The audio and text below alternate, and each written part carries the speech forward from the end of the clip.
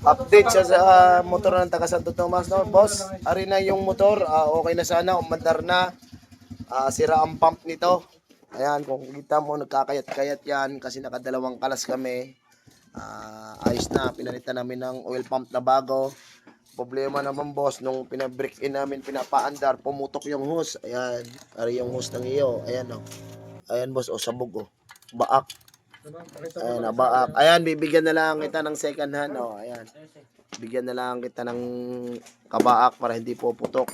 Kaya na paandar namin to, boss. Kailangan to ng baterya kasi naka full wave ka. Ayan, hiniram muna namin ng baterya aray. Bibilhan mo ng baterya aray. Ayan. Tapos sa mga linya ng mga ilaw na ito, boss, hindi ako naggagawa kasi ng ganito. Ayan. Ayan, putol-putol na kasi yan.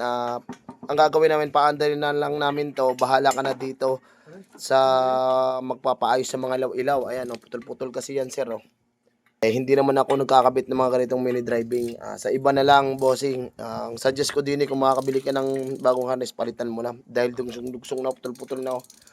Susian, sira din yan. Rekta ko na lang dito. Ayan, para lang mapapaandar namin. Ayan, para magiging okay na. Sa wiring lang na lang ang problema na rin. Nagana naman siya, oh. Ayan. Kaso nga lang, nirekta namin kasi sira din ng susian.